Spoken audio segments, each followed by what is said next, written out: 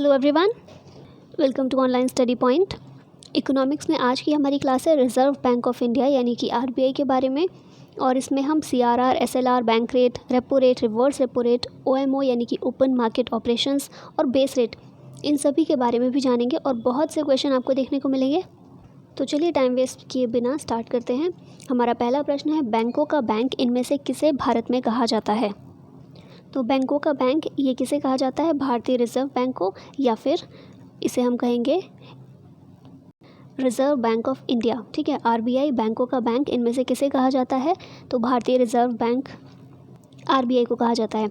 Next question है, इनमें से कौन सा बैंक भारत का केंद्रीय बैंक है? तो अगर क्वेश्चन पूछा जाए केंद्रीय बैंक कौन सा है, तो ये भी रिजर्व बैंक ऑफ इंडिया ही है।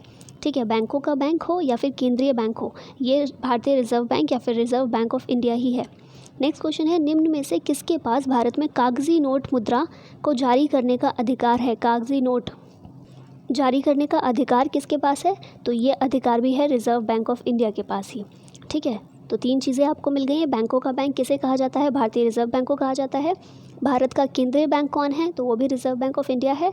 और कागजी नोट मुद्रा जारी करने का अधिकार भी रिजर्व बैंक के पास ही है। नेक्स्ट क्वेश्चन है, रिजर्व बैंक ऑफ इंडिया की स्थापना कब हुई थी?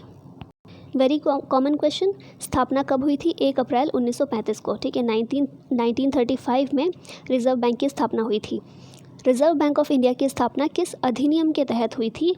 तो कब हुई थी? 1935 में। और किस अधिनियम के तहत? आरबीआई अधिनियम 1934 के तहत। ठीक है, 1934 आरबीआई का अधिनियम, इसके तहत आरबीआई की स्थापना हुई थी। रिजर्व बैंक ऑफ इंडिया का राष्ट्रीयकरण किस वर्ष किया गया था? तो ये भी बहुत इंपॉर्टेंट क्वेश्चन हो जाता है। राष्ट्रीयकरण इसका किया गया था 1949 में, 1949 में रिजर्व बैंक ऑफ इंडिया का आरबीआई का राष्ट्रीयकरण किया गया था। आरबीआई की स्थापना का सुझाव 1920 में किस आयोग के द्वारा दिया गया था? बहुत इंपॉर्टेंट क्वेश्चन बन जाता है आरबीआई से। सुझाव कब दिया गया था? 1920 में। आयोग का नाम क्या था? हंग-टिल्टन आयोग। याद रखिएगा, हंग-टिल्टन आयोग। इसके द्वारा 1920 में भारतीय रिजर्व बैंक का सुझाव दिया गया था और उसके बाद 1934 में अधिनियम लाया गया और 1935 में आरबीआई की स्थापना कर दी गई। तो स्थापना का सुझाव कब दिया गया? 1920 में। किस आयोग के द्वारा? हंग-टिल्टन आयोग के द्वारा। आरबीआई का मुख्यालय कहाँ स्थित है? तो आरबीआई का मुख्यालय है मुंबई में। तो आंसर होगा ए। आरबीआई के निदेशक मंडल में कौन शामिल होते हैं? तो आरबीआई का जो निदेशक मंडल होता है उसमें सरकारी निदेशक भी होते हैं और गैर सरकारी निदेशक भी होते हैं। तो इसलिए आंसर होगा दोनों। नेक्स्ट क्वेश्चन है, आरबीआई के सरकारी निदेशक मंडल में गवर्नर सहित कितने सदस्य होते हैं? जो सरकारी, हमने देखा ना, दो निदेशक मंडल होते हैं, दो तरह के, सरकारी और गैर सरकारी। तो पूछा गया सरकारी निदेशक मंडल जो होता है उसमें गवर्नर होता है। ठीक है, आरबीआई के गवर्नर अभी फ़िलहाल कौन है, आप लोग बताइए। गवर्नर के सहित कितने अन्य सदस्य होते हैं? तो उसमें कुल 5 सदस्य होते हैं, 1 गवर्नर और 4 डिप्टी गवर्नर। ठीक है, तो आरबीआई के सरकारी निदेशक मंडल में कुल 5 सदस्य होते हैं, 1 गवर्नर, 4 डिप्टी गवर्नर। आरबीआई के सरकारी निदेशक मंडल अर्थात गवर्नर और उप गवर्नर का कार्यकाल कितने वर्ष का होता है? तो ये भी अच्छे से याद रखिएगा, इनका कार्यकाल होता है 4 वर्ष का, 4 ईयर्स का इनका टर्म होता है, कार्यकाल होता है। आरबीआई के गैर सरकारी निदेशक मंडल में निम्न में से कौन शामिल होते हैं? अब बात करें गैर सरकारी निदेशक मंडल की, तो इसमें 10 सरकार द्वारा नामित सदस्य होते हैं। उसके अलावा 2 भारत सरकार के अधिकारी होते हैं और 4 क्षेत्रीय गवर्नर होते हैं। ठीक है, तो इस तरह से कितने सदस्य हो गए? 10, 2, 12 और 4, 16। तो 16 सदस्य होते हैं। आंसर होगा उपरोक्त सभी। तो गैर सरकारी निदेशक मंडल में ये सभी होते हैं, 10 सरकार के द्वारा नामित सदस्य, 2 भारत सरकार के अधिकारी, 4 क्षेत्रीय गवर्नर। ठीक है, तो ये सब सदस्य होते हैं गैर सरकारी निदेशक मंडल में।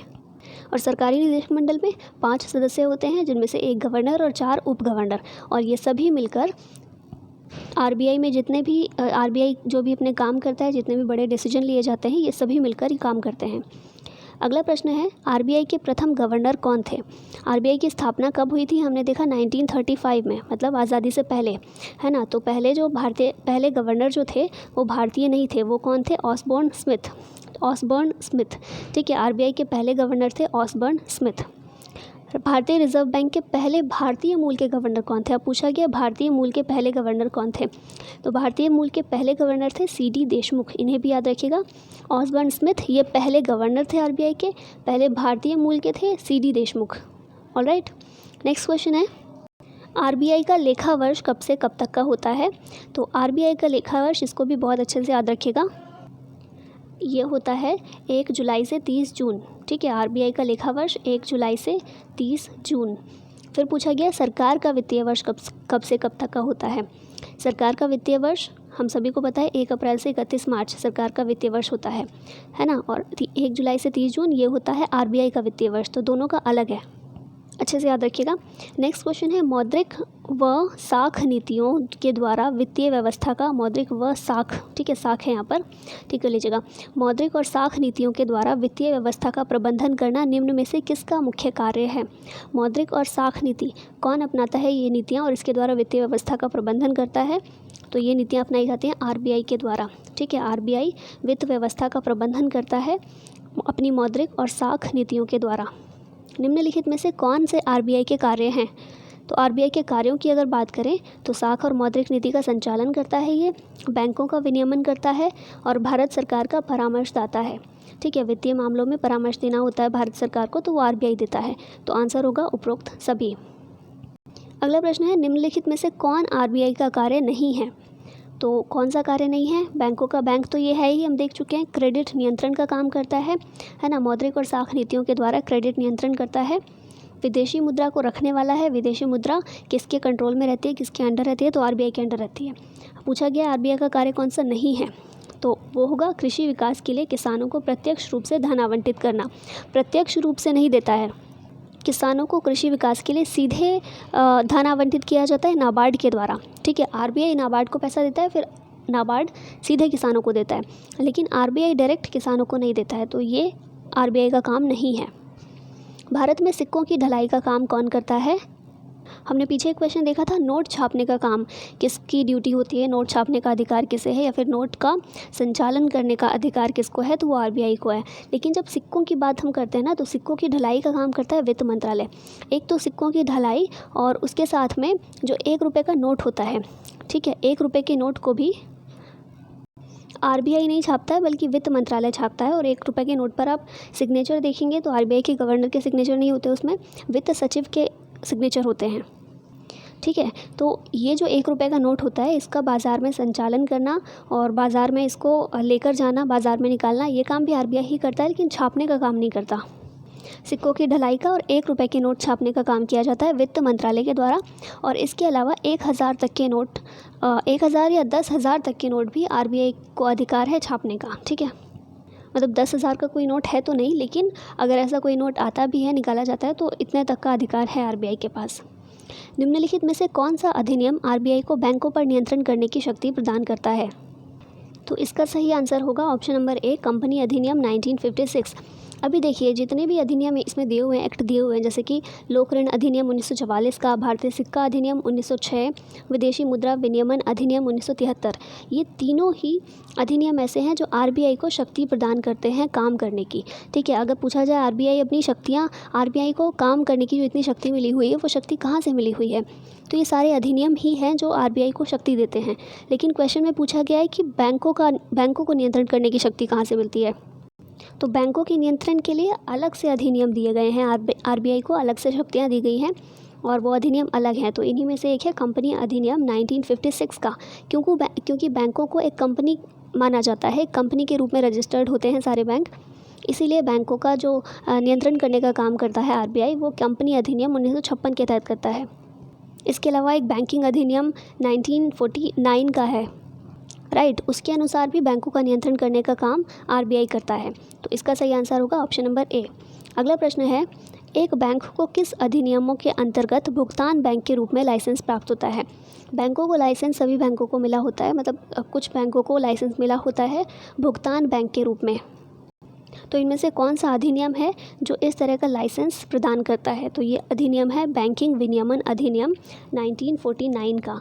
ठीक है, और बाकी जितने भी हैं ना, ये सभी आरबीआई को शक्ति प्रदान करते हैं। आरबीआई अपने जो कार्य करता है, अपनी जो शक्तियां हैं आरबीआई की, ये सभी अधिनियम उसे शक्ति प्रदान करते हैं। लेकिन क्वेश्चन के हिसाब से ऑप्शन नंबर सी ये बिल्कुल सही होगा, बैंकिंग विनियमन अधिनियम 1949। अगला प्रश्न है, आरबीआई बाजार में तरलता प्रबंधन निम्नलिखित में से किस प्रकार से करता है। अब देखिए एक चीज़ यहाँ समझने लायक है, तरलता। तरलता किसे कहते हैं? लिक्विडिटी। लिक्विडिटी मतलब लिक्विड क्या होता है? जो बहता रहे, है ना, इजीली फ्लो हो जो चीज़। और तरलता किस लिए यहाँ पर यूज़ हुआ है? पैसों के फ़्लो के लिए, मुद्रा के फ़्लो के लिए। तरलता प्रबंधन की ज़रूरत क्यों पड़ती है? लिक्विडिटी मैनेजमेंट की ज़रूरत क्यों पड़ती है? वो इसलिए क्योंकि हमने जब इन्फ्लेशन देखा था तो देखा था ना, बाज़ार में अगर मुद्रा बहुत ज़्यादा चली जाएगी तो क्या होता है? महंगाई बहुत बढ़ जाती है, और मुद्रा बहुत कम हो जाएगी तो फिर महंगाई बहुत लो आ जाती है। तो इसी तरह से महंगाई को, इन्फ्लेशन को कंट्रोल करने के लिए बाज़ार में जो मुद्रा है उसको व्यवस्थित करने की ज़रूरत पड़ती है। इसी को कहा जाता है तरलता प्रबंधन। और हमने देखा था कि आरबीआई और सरकार दोनों ही काम करते हैं तरलता प्रबंधन का। इसमें आरबीआई की भूमिका कुछ ज़्यादा महत्वपूर्ण हो जाती है क्योंकि आरबीआई बहुत ज़्यादा स्टेप्स लेता है। तो आरबीआई जो तरलता प्रबंधन करता है, किस प्रकार से करता है? तो मात्रात्मक आधार पर भी करता है और गुणात्मक आधार पर भी करता है। और एक काम ज़रूर कीजिएगा, हम जो भी क्वेश्चंस देख रहे हैं हर एक क्वेश्चन बहुत इंपॉर्टेंट है, तो इनको नोट्स बनाकर चलिएगा। जैसे कि यही आ गया है, हमने पहले पढ़ा था ना कि जो इन्फ्लेशन होता है उसको कंट्रोल किस तरह से किया जाता है। तो दो तरह की नीतियाँ होती हैं, मौद्रिक नीति और राजकोषीय नीति, है ना, मॉनेटरी पॉलिसी और राजकोषीय नीति, फिस्कल पॉलिसी। तो इन दोनों के तहत, तो इस तरह से हमने चार्ट बनाकर कुछ देखा था। यहाँ मैं चार्ट प्रोवाइड करना भूल गई हूँ, तो आप यहाँ पर भी इसी तरह से बना सकते हैं चार्ट। जैसे आरबीआई है, इसकी दो टांगें बना दीजिए। दो टांगों में क्या, एक जगह मात्रात्मक उपाय के ज़रिए ही तरलता प्रबंधन करता है, दूसरी जगह गुणात्मक उपाय के ज़रिए। अब मात्रात्मक और गुणात्मक में क्या क्या है ये हम आगे देखेंगे, ठीक है। अभी देखते हैं इसको। तो नेक्स्ट क्वेश्चन ही है, आरबीआई के गुणात्मक उपायों में निम्नलिखित में से कौन शामिल नहीं है? पूछा गया है गुणात्मक उपायों में कौन शामिल नहीं है। तो सीमांत आवश्यकता, ये एक गुणात्मक उपाय है। बैंकों को दिशा निर्देश जारी करना, ये भी एक गुणात्मक उपाय है। और उपभोक्ता साख नियंत्रण, ये भी एक गुणात्मक उपाय है। कौन शामिल नहीं है? तो वो है प्रतिवर्ती रेपो दर। जो ये सब आप जानते हैं ना, CRR हो गया, SLR हो गया, बेस रेट हो गया, रेपो रेट हो गया, ये सभी जो होते हैं ये सभी कौन से हैं? मात्रात्मक, मतलब ये मात्रा में सुधार करते हैं, है ना, आंकड़े दर्शाती हैं, ऐसी चीज़ें हैं। गुणात्मक क्या होता है? जैसे बैंकों को दिशा निर्देश जारी किया है, तो ये दिशा निर्देश ऐसी चीज़ें हैं ना कि आंकड़े हमें पता चल रहे हैं किसी चीज़ के, मात्रा नहीं पता चलेगी कि दिशा निर्देश की मात्रा क्या थी, कितने आंकड़े, कितने % में दिशा निर्देश दिए हैं, ये नहीं पता चलता, लेकिन गुणात्मक होते हैं वो, है ना। तो इसीलिए कहा गया इन्हें गुणात्मक उपाय। और मात्रात्मक उपाय होते हैं जो कि मात्रा को दर्शाते हैं, आंकड़ों में सुधार करते हैं, आंकड़ों में चेंजेस करते हैं।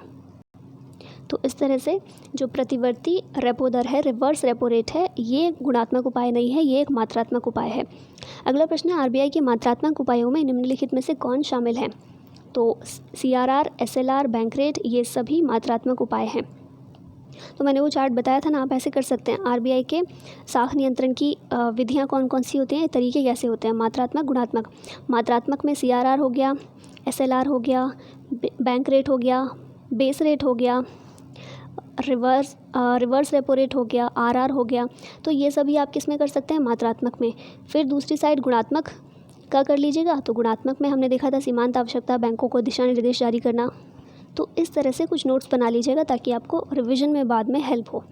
नेक्स्ट क्वेश्चन है, निम्नलिखित में से कौन सा शब्द मौद्रिक नीति के बनाने में प्रयोग नहीं किया जाता है? मौद्रिक नीति जब आरबीआई बनाती है तो उसमें प्रयोग नहीं होता है मौद्रिक नीति, मॉनेटरी पॉलिसी, ठीक है। तो इसमें नकद आरक्षित अनुपात यानी कि CRR भी होता है, रेपो दर भी होता है और बैंक दर भी होता है। ब्लू चिप जैसा कुछ नहीं होता है मौद्रिक नीति में, ठीक है। तो ये तीनों ही हैं मौद्रिक नीति बनाने में, ये तीनों हेल्पफुल होते हैं। अब ये सभी चीज़ें जो हमने देखी अभी और स्टार्टिंग से ही नाम ले रहे हैं, CRR, SLR, तो ये सब क्या है ये शॉर्ट में देख लेते हैं। इनका चाहे तो आप स्क्रीनशॉट ले सकते हैं या फिर इनको नोट कर लीजिए तो और भी अच्छा रहेगा। तो पहला था नकद आरक्षण अनुपात या फिर जिसे इंग्लिश में बोलेंगे कैश रिजर्व रेशो और शॉर्ट में CRR। ये क्या होता है? तो ये होता है भारत में काम करने वाले जितने भी अनुसूचित बैंक होते हैं उनका वह अनुपात है जो उन्हें आरबीआई के पास नकद के रूप में रखना अनिवार्य है। यह आरबीआई द्वारा तय किया जाता है। जो भी अनुसूचित बैंक हमने देखे थे ना, शेड्यूल और नॉन शेड्यूल बैंक, तो अनुसूचित बैंक जो भी होते हैं उनके पास जितना भी कैश है, नाम ही देखिए कैश रिज़र्व रेशो, एक ऐसा कैश जो रिज़र्व रखना है, ठीक है। तो कैश जितना भी है अनुसूचित बैंक के पास, शेड्यूल बैंक के पास, उन्हें उसका एक फ़िक्स्ड % जो भी आरबीआई तय करे, लिखा है ना आरबीआई द्वारा तय किया जाता है, तो जो भी आरबीआई तय करे उस फिक्स्ड % को आरबीआई के पास जमा के रूप में रखना होता है। अब रखना क्यों होता है, एक बार सोच कर देखिए कि क्यों रखें आरबीआई के पास, क्योंकि वो बहुत बड़ा बैंक है इसलिए हम उसको हफ्ता दे रहे हैं। पहले की फ़िल्में जो होती थी उनमें होता था ना, हफ्ता देते थे, कोई बड़े भाई होते थे उनको। तो ऐसा कुछ नहीं है, इसलिए रखा जाता है कि देखिए शेड्यूल बैंक क्या होते हैं, हम शेड्यूल बैंक से ही ऋण लेते हैं ना, जाकर लोन लेते हैं। बड़े बड़े जो बिजनेसमैन होते हैं वो भी ऋण लेते हैं। तो मान लीजिए कि शेड्यूल बैंक ने बहुत ज़्यादा ऋण दे दिया है ना, अब उनके पास कुछ नहीं बचा, क्योंकि शेड्यूल बैंक क्या करेंगे, बैंक के पास जितना पैसा है वो ऋण दे ही देते हैं सबको, है ना, क्यों नहीं देंगे, बचा के रखना होता है उन्हें कुछ हिस्सा, ताकि वो जैसे हमने पैसा जमा किया है तो हम उसे कभी भी वापस लेने भी जा सकते हैं, तो उसके लिए थोड़ा अलग बचा के रखते हैं। लेकिन अब मान लीजिए लोन बहुत ज़्यादा लोग ले रहे हैं बैंक से, तो बैंक के पास कुछ पैसा बचेगा ही नहीं, और कभी ऐसा हुआ कि बैड लोन की स्थिति आ गई, लोन वापस ही नहीं हुआ, है ना, एनपीए की समस्या आ गई, तो उस समय पर वो शेड्यूल बैंक क्या करेंगे, तो उसी स्थिति के लिए ये बैंक कैश के रूप में रखा जाता है आरबीआई के पास, कि जब भी ऐसी इमरजेंसी की ज़रूरत आए तो आरबीआई से वो पैसा वो शेड्यूल बैंक वापस ले सके। तो इसीलिए कैश के रूप में ऐसा रिज़र्व जो आरबीआई के पास रखा जाता है शेड्यूल बैंक के द्वारा, उसे कहा जाता है सीआरआर। नेक्स्ट है सांविधिक तरलता अनुपात या फिर स्टैट्यूटरी लिक्विडिटी रेशो, एसएलआर जिसे कहते हैं। ये क्या होता है, सभी अनुसूचित बैंकों की जमाओं का वह अनुपात जो उन्हें अपने पास रखना होता है, या नकद या गैर नकद दोनों हो सकता है, और आरबीआई द्वारा निर्धारित किया जाता है। अब क्या होगा, सकल जमाएं हम क्या करते हैं बैंक्स के पास, जैसे मैंने बताया हम बैंक्स के पास पैसा जमा करते हैं। अब हमें ज़रूरत पड़ती है तो कभी भी लेने भी जा सकते हैं, लेकिन ऐसा तो नहीं होता ना कि जितने भी बैंक के ग्राहक हैं सब एक साथ ही चले जाएं लेने के लिए बैंक से पैसा, ऐसा नहीं होता। कुछ समय बाद कुछ होते हैं जो लंबे समय के लिए पैसा जमा करते हैं, और कुछ होते हैं जो अकाउंट भी इसी तरह के होते हैं ना, सेविंग अकाउंट और करंट अकाउंट। तो सेविंग अकाउंट की बात हो रही है, सकल जमाओं की बात हो रही है। तो जो भी सेविंग अकाउंट में पैसा जमा होता है सभी एक साथ तो वापस लेने जाते नहीं हैं। तो ऐसा ना हो कि बैंक के पास हमने पैसा जमा किया और बैंक क्या करता है, उन पैसों को फिर लोन के रूप में लोगों को देता है। तो अगर बैंक सारे पैसों को ही लोन के रूप में दे देगा और कभी हमें ज़रूरत पड़ी, हम लेने वापस चले गए बैंक से कि हमने पैसा जमा किया था आपके पास, अब हमें वापस करो वो, तो बैंक कहाँ से देगा। तो इसीलिए अगर कोई वापस मांगने आए तो बैंक के पास कुछ पैसा रहे देने के लिए, हर एक रुपया को वो लोन के रूप में ना दे दे। तो इसी के लिए जो एक फ़िक्स्ड अमाउंट आरबीआई निश्चित करता है वो शेड्यूल बैंक खुद अपने पास रखता है रिज़र्व के रूप में, उसी को कहा जाता है एसएलआर। ठीक है, जब सीआरआर की बात हमने की थी तो ये नकद के रूप में रखना अनिवार्य था, है ना, कैश के रूप में रखते थे। सीआरआर नकद या गैर नकद दोनों हो सकता है। ठीक, डिफरेंस समझ में आया सीआरआर और एसएलआर में। नेक्स्ट है बैंक दर या बैंक रेट। ये क्या होता है, वह ब्याज दर जिस पर आरबीआई द्वारा अपने ग्राहकों, आरबीआई के ग्राहक कौन होते हैं, सरकार, सरकारी कंपनी, बैंक, वित्तीय संस्थान, ये सबको आरबीआई दीर्घावधिक ऋण देता है। दीर्घावधिक ऋण यानी कि लॉन्ग टर्म का ऋण जब देता है, और लॉन्ग टर्म के ऋण पर, लॉन्ग टर्म के लोन पर जो ब्याज लेता है उसे कहते हैं बैंक रेट। फिर आता है रेपो रेट। ये क्या होता है, तो वह ब्याज दर जिस पर आरबीआई द्वारा अपने ग्राहकों को लघु अवधि का, शॉर्ट टर्म का ऋण दिया जाता है, उसे कहा जाता है रेपो रेट। तो बैंक रेट, रेपो रेट बहुत ज़्यादा फ़र्क नहीं, सिर्फ इतना कि बैंक रेट में आरबीआई लॉन्ग टर्म का ऋण देता है और उस पर जो ब्याज लेता है उसको कहा जाता है बैंक रेट, और जब शॉर्ट टर्म का लोन देता है और उस पर ब्याज दर जो भी रखता है उसको कहा जाता है रेपो रेट। नेक्स्ट है प्रतिवर्ती रेपो दर या फिर रिवर्स रेपो रेट। ये क्या हुआ, रेपो रेट का उल्टा, है ना, रिवर्स मतलब उल्टा रेपो रेट का। आरबीआई द्वारा अपने ग्राहकों से लिए गए ऋण पर उन्हें ब्याज देने की दर। रेपो रेट क्या था, ब्याज लेने की दर थी, और ये है ब्याज देने की दर। अब आरबीआई क्यों ब्याज देगा किसी को, क्योंकि आरबीआई पैसा लेगा। आरबीआई पैसा क्यों लेगा, क्यों, आरबीआई के पास कोई पेड़ तो नहीं है ना पैसों का कि हिलाया और बहुत सारे नोट गिर गए, ले लिए और बस उन्हें ही बांट दिया। हालांकि नोट छापने का अधिकार है आरबीआई को, तो लेकिन ऐसा तो नहीं है ना कि नोट छापते रहे और अपने पास रखते रहें। उन्हें भी किस तरह से मार्केट में देना है, किस तरह से अपने पास रखना है, वो भी पूरा एक उसका हिसाब किताब होता है। तो इसलिए आरबीआई को भी पैसों की ज़रूरत पड़ती है बहुत सारे कामों के लिए। तो आरबीआई वो पैसा कहाँ से ले, तो आरबीआई उसके लिए ये करता है कि मार्केट में शेयर्स बेचता है ना, और शेयर्स बेचकर ग्राहकों से पैसे लेता है, चाहे फिर कंपनीज़ को बेचे, बड़े बड़े बिजनेसमैन को बेचे, या सरकार खरीदे, बैंक खरीदे वो शेयर। और इसके अलावा ऋण लेने का काम भी करता है। ठीक है, आरबीआई भी ऋण लेता है और उस पर जो ब्याज देता है उसे कहा जाता है रिवर्स रेपो रेट। जो ब्याज आरबीआई ले रहा है दूसरों को ऋण देकर, शॉर्ट टर्म ऋण देकर ब्याज ले रहा है, उसे कहा जाएगा रेपो रेट। जो ऋण आरबीआई ने खुद लिया है और उस पर ब्याज दे रहा है उसे कहा जाएगा रिवर्स रेपो रेट। ठीक है, फिर एक टर्म आता है कॉल मनी मार्केट। ये क्या होता है? मुद्रा बाज़ार का एक अहम हिस्सा है जहां फ़ंड उधार लेने और देने का काम रातों रात होता है, मतलब ओवरनाइट फैसिलिटी मिलती है। ऐसे हम लोन लेने अगर जा रहे हैं या फ़ंड लेने जा रहे हैं, उधार लेने जा रहे हैं कुछ, या उधार देने जा रहे हैं, तो टाइम लगता है ना। बैंक के पास जाएंगे, सारे पेपर जमा करेंगे और सब कुछ होगा, उसके बाद टाइम लग जाता है, पूरा प्रोसेस होता है। लेकिन कॉल मनी मार्केट जहाँ पर रातों रात ये काम होता है, तो ये कैसा है? ये ऑनलाइन माध्यम है एक तरह का। ऑनलाइन में होता है ना कि बस क्लिक किया और हो गया काम, तो उसी तरह का है। रातों रात फैसिलिटी, ओवरनाइट फैसिलिटी प्रोवाइड करता है फ़ंड उधार लेने और देने की। फिर नेक्स्ट है खुली बाज़ार प्रतिक्रिया यानी कि ओपन मार्केट ऑपरेशन, OMO के नाम से जिसे जानते हैं। ये भी RBI की मौद्रिक नीति के अंदर आता है। RBI द्वारा बाज़ार में या बाज़ार से सरकारी प्रतिभूति की खरीद या बिक्री, इसे कहते हैं OMO या फिर ओपन मार्केट ऑपरेशन। RBI सरकारी प्रतिभूतियों को खरीदता भी है और उसकी बिक्री भी करता है। कब खरीदता है? क्या करेगा? प्रतिभूतियों को अगर खरीदेगा RBI, शेयर्स को अगर खरीदेगा तो मार्केट में पैसा देगा, है ना। तो जब भी ऐसा लगे RBI को कि तरलता मार्केट में नहीं है, लिक्विडिटी की कमी है, तो RBI क्या करता है? वो शेयर्स खरीद लेता है, तो पैसा मार्केट में चला जाता है। जब भी RBI को लगता है कि पैसा मार्केट में बहुत ज़्यादा आ गया है, मार्केट से पैसा थोड़ा खींचना पड़ेगा, तो क्या करता है? उन सरकारी प्रतिभूतियों को RBI बेच देता है। बेचेगा तो उसके बदले में लोग पैसा देंगे, और पैसा देंगे तो RBI के पास आ जाएगा, मार्केट से कम हो जाएगा। तो इसी को कहा जाता है ओपन मार्केट ऑपरेशन। फिर आता है हमारा बेस दर या फिर बेस रेट। ये लास्ट है हमारा। ये क्या होता है? वह ब्याज दर है जिसके नीचे अनुसूचीबद्ध व्यावसायिक बैंक अपने ग्राहकों को कोई ऋण नहीं देंगे। मतलब हमें जो ऋण मिलता है अनुसूचीबद्ध बैंकों से, हम ऋण लेते हैं शेड्यूल्ड बैंक से, उनसे हम कोई भी लोन लेने जा रहे हैं तो ये तो डिसाइड करते हैं बैंक्स की हम इतने % इंटरेस्ट पर लोन देंगे, लेकिन किससे कम नहीं होना चाहिए। मतलब इंटरेस्ट रेट आप इतना ही रख सकते हैं, इससे कम नहीं रख सकते। ये RBI डिसाइड करता है, ठीक है। तो उसको कहा जाता है बेस रेट। तो ये हैं हमारे कुछ टर्म्स, इंपॉर्टेंट है बहुत। आई होप आपको समझ में आए होंगे। नेक्स्ट क्वेश्चन है हमारा, इनमें से कौन सा बैंक बैंक दर का फैसला करता है? तो अभी हमने देखा था बैंक दर फैसला कौन करता है? भारतीय रिजर्व बैंक। आपके लिए, अगर आपने ध्यान से सुना होगा, नहीं सुना तो फिर वापस से सुनिए। जितने भी क्वेश्चन आएंगे ना, सबको आप बहुत अच्छे से टैकल कर पाएंगे। नेक्स्ट क्वेश्चन है, निम्नलिखित में से किस समिति ने बैंकों के विलय की सिफारिश की थी? इंपॉर्टेंट क्वेश्चन है, बैंकों के विलय के बारे में है। बैंकों के विलय की सिफारिश इनमें से कौन सी समिति के द्वारा की गई थी? तो ये समिति है नरसिम्हन समिति 1997 की।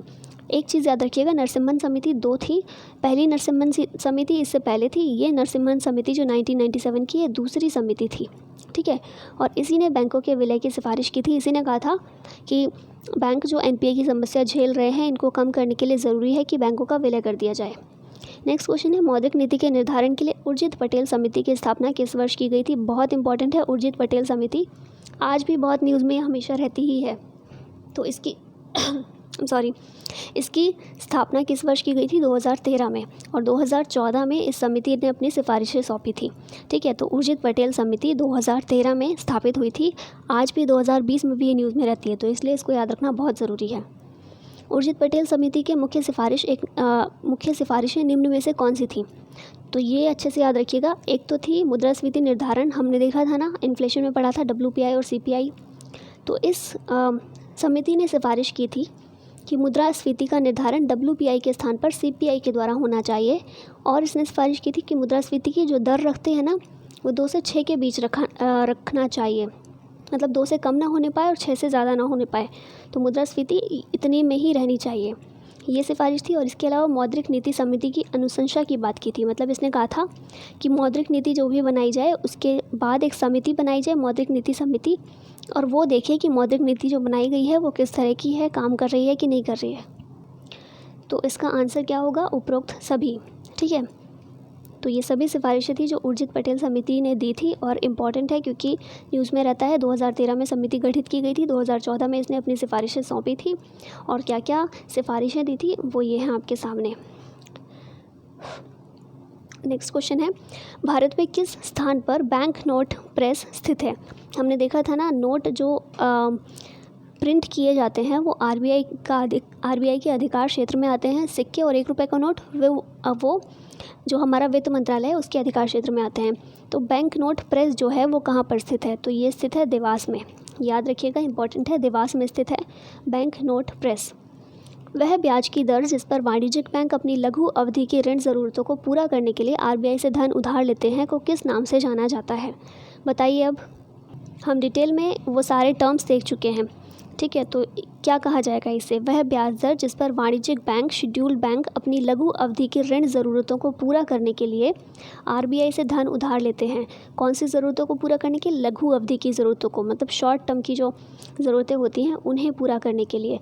तो इसे कहा जाता है बैंक रेट। ऑप्शन में तो बैंक रेट है, पर क्योंकि यहाँ पर लघु अवधि है तो मेरे हिसाब से यहाँ पर रेपो रेट होना चाहिए था, आर होना चाहिए तो इसको ठीक कर लीजिएगा। वैसे ऑप्शन में डी है तो फिर बैंक दर ही आएगा। मतलब ऑप्शन में अगर रेपो रेट नहीं आता है तो आप बैंक रेट ही लगाइएगा, पर अगर रेपो रेट आता है तो रेपो रेट ही इसका सही आंसर होना चाहिए मेरे हिसाब से, क्योंकि बैंक दर पर तो दीर्घावधि के ऋण दिए जाते हैं ना, लॉन्ग टर्म के।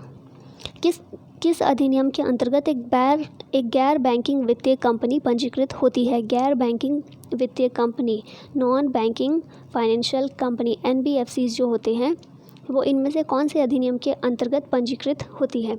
तो ये भी याद रखिएगा, ये कंपनी अधिनियम 1956 के अंतर्गत ये अधिनियमित होते हैं। अभी क्वेश्चन आना चाहिए आपके दिमाग में कि एनबीएफसीज होते क्या हैं, गैर बैंकिंग वित्तीय कंपनी क्या है? तो ये ऐसी वित्तीय कंपनी है, गैर बैंकिंग वित्तीय कंपनी, जो कि पहली बात तो कंपनी अधिनियम 1956 के अंतर्गत आती है, ठीक है। एक कंपनी के रूप में पंजीकृत होते हैं ये। इसके अलावा इनका काम बिल्कुल बैंकों की तरह होता है, लेकिन ये दूसरी चीज़ ये होती है कि इनका मुख्य काम होता है उधार देना। जो बैंक्स होते हैं वो क्या करते हैं, उधार तो देते हैं, लोन तो देते हैं हमें, लेकिन साथ में हमारी जमाएँ भी स्वीकार करते हैं। हमारे पास जो भी एक्सेस जो हमारी इनकम होती है, जो एक्स्ट्रा पैसे होते हैं हमारे पास, उन्हें हम बैंक में जमा करते हैं। एनबीएफसी भी बैंक की तरह उधार देने का काम करती हैं, लेकिन सबसे बड़ा अंतर है बैंक और एनबीएफसीज में कि एनबीएफसी हमारी जमाएँ स्वीकार नहीं करती हैं, ठीक है, हमारे पैसों को जमा नहीं करते हैं। तो एनबीएफसी का काम होता है उधार देना। साथ ही जो अलग अलग प्रकार के बहुत तरह के शेयर्स होते हैं, स्टॉक होते हैं, बॉन्ड डिबेंचर होते हैं, इनमें ये जो भी कारोबार है, चिट फंड का कारोबार जो है, इनमें निवेश करने का काम करता है एनबीएफसी। और इसके अलावा एनबीएफसी सरकारी और निजी दोनों ही तरह की जो शेयर्स होते हैं, प्रतिभूतियाँ होती हैं, उनमें निवेश कर सकती है। तो मेन चीज़ें क्या है एनबीएफसी के बारे में ये याद रखिएगा। एनबीएफसी कंपनी अधिनियम 1956 के अंतर्गत आती हैं, और एनबीएफसी बैंकों से इस तरह से अलग है कि एनबीएफसी जमाएँ स्वीकार नहीं करती, जबकि बैंक्स जो होते हैं वो हमारी जमाएँ स्वीकार करते हैं। नेक्स्ट क्वेश्चन है, कितनी भाषाओं में नोट के मूल्य का उल्लेख भारतीय रुपये के नोट पर होता है? नोट आप सभी ने देखे ही होंगे, मतलब ये कोई कहने की बात नहीं है, चाहे वो 1 रुपये का नोट हो, 10 का हो या 2000 का हो, तो उनमें कितनी भाषाओं का उल्लेख होता है, कितनी भाषाएं अंकित होती हैं? तो याद रखिएगा 15 भाषाएं अंकित होती हैं। भारतीय नोट जो होते हैं उनमें 15 भाषाएं होती हैं, अच्छे से याद रखिएगा।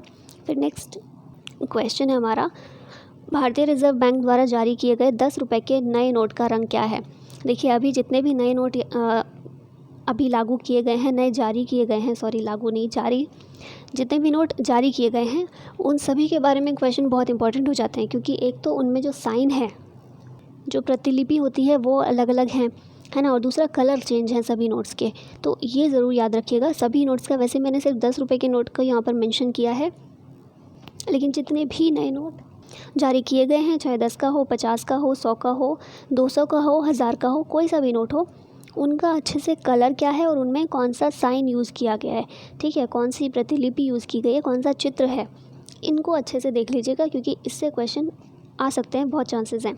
तो यहाँ पूछा गया 10 रुपये का जो नोट है इसका रंग क्या है? तो ये रंग है चॉकलेट ब्राउन। आप सभी के पास होगा और आप सभी ने बहुत खर्च भी किया होगा। तो 10 रुपये का नया नोट, इसका रंग है चॉकलेट ब्राउन। और लास्ट क्वेश्चन है आज का हमारा, भारतीय रिजर्व बैंक आरबीआई ने महात्मा गांधी की नई सीरीज़ के तहत 10 रुपये के नए नोट जारी किए हैं, जिसका कलर है चॉकलेट ब्राउन। इस नए नोट पर किसकी प्रतिलिपि है? तो बहुत इंपॉर्टेंट है, सभी नोट्स पर कौन सी प्रतिलिपि है अच्छे से देख लीजिएगा। आज ऐसे ही कीजिएगा, अपने सारे नोट निकालिएगा जितने भी हों आपके पास और सबको देखिएगा। एग्ज़ाम की दृष्टि से भी इम्पॉर्टेंट है और अवेयरनेस भी इतनी होनी चाहिए, ठीक है। तो हम बात करें 10 रुपये के नोट की, इसमें कौन सी प्रतिलिपि है? तो इसमें है सूर्य मंदिर, जो कोणार्क का सूर्य मंदिर है, 10 रुपये के नोट पर ये अंकित है।